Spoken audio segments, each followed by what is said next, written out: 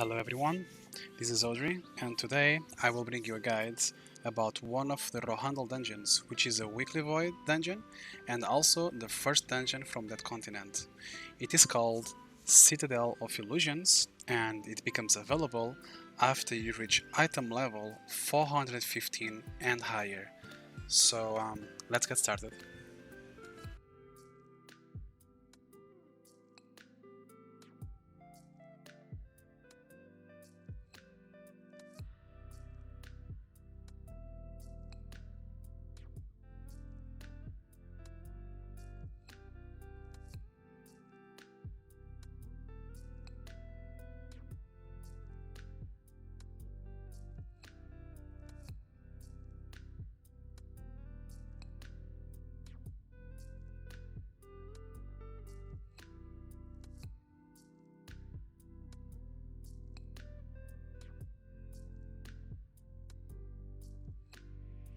Okay, and here we have this yellow circle, which allows you to actually change your build. If you have like a mock build and you want to switch for a boss build, or if by any mistake you put your wrong awakening or a wrong trapod or wrong spell.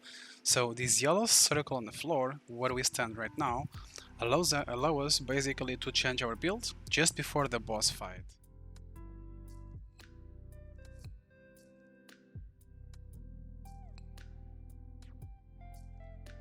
So before the fight starts, let me just give you a small resume of what is going on during the fight.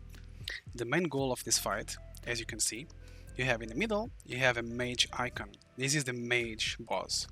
On the top, you have an example of the tower, which is the second boss. And then you have like one player, which is without blue circle around, and you have 3 players with the blue circle around.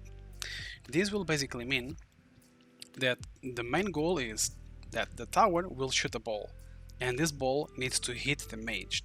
For this to happen, basically the player without any blue circle around needs to stand behind the boss in order for the tower to shoot and hit the mage, but not the player. So the mage will get stunned and will cancel the attack. People with the blue aura, they need to basically spread around the room, because if they touch each other, they're gonna start bumping, left and right.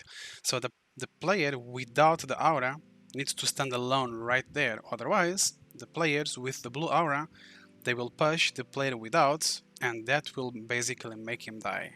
In this video, right in the end, you will see one example where the boss dies right when the tower is about to shoot. So the player without the aura will die, basically because of that. So in a quick resume, the tower shoots, the player without the circle stands behind the mage, so the ball will hit the mage, and the players with the blue circle, they need to spread away, okay? They cannot touch each other.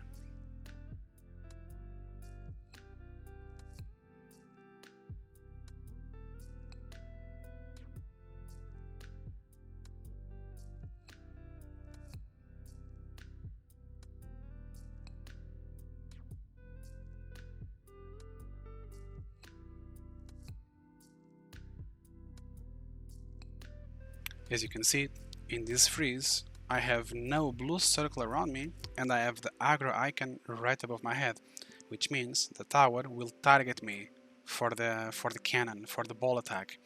So this mechanic is very simple. You basically have to put the mage between you and the tower. So when the tower shoots on you, the ball will hit the mage and the mage will get stunned. And this is how you stop this mechanic.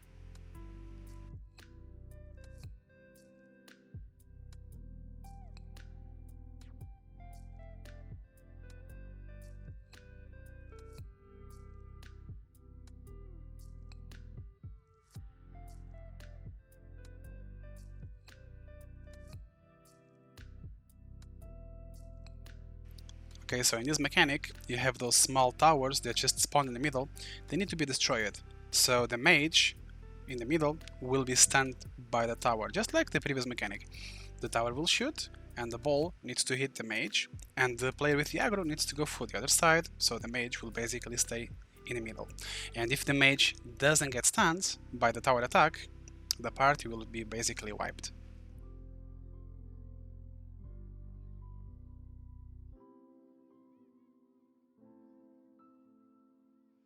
in this moment, as you can see, the Berserker has the aggro, but the mage died. So there is nothing to tank the tower damage. So the Berserker will definitely die, and as I said before, if the mage dies before the tower will get the damage buff. The ideal is to kill both at the same time with a small priority to the tower. So in this case, the Berserk will die because nothing will tank the damage from the tower. In the end, we kind of managed to kill the tower, but we are very lucky, as you will see.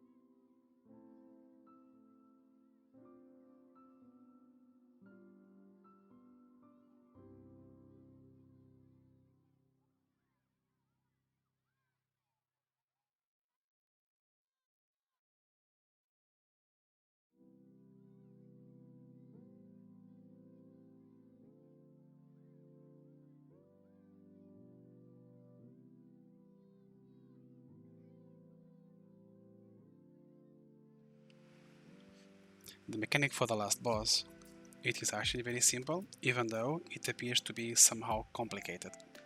Basically, players assemble positions in the very beginning. Some player takes the first sword, second sword, the third, and the fourth. The only thing that you cannot do here is take more than one sword at once. For example, if the player 1 takes a sword, and if the player 2 takes another sword right away, it's a wipe.